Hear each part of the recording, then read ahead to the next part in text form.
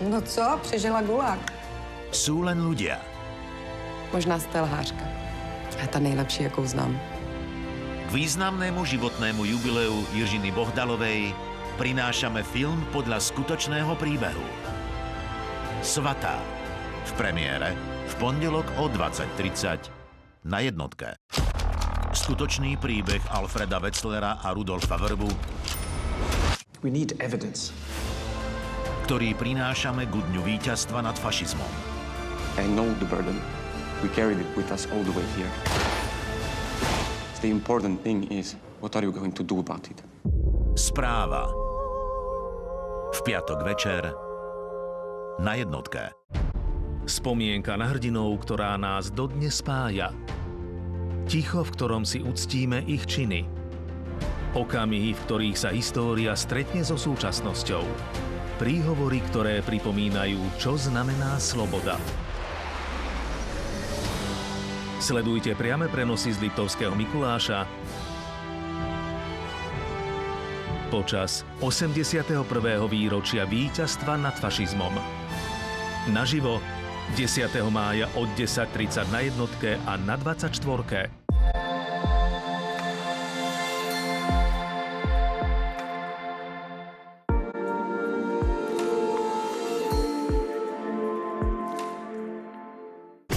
Hľadáte kvalitu bez kompromisov? Lidl má 3-krát prísnejšie limity na ovocie a zeleninu než legislatíva. Od pondelka červená dyňa s nízkym obsahom jadierok iba €69 za kilogram a strapcové paradajky len €49 za kilogram z Lidl Plus. Lidl sa oplatí.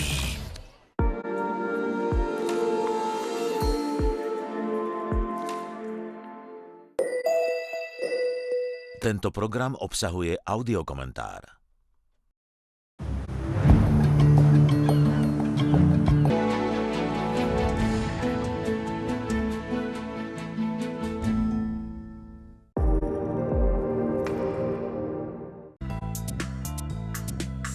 Zajtra vám Rádio Slovensko predstaví Trenčín ako európske hlavné mesto kultúry. Rádio Regina Stred sa bude v rubrike o duševnom zdraví venovať narcizmu. V Rádiu Devín vám Ksenia Jarová predstaví tvorbu skladateľa Romana Bergera a digitálne rádio Litera ponúkne rozhlasový kabaret Daniela Heviera Zaľúbený poza uši. Prežite deň s programovými službami Slovenského rozhlasu.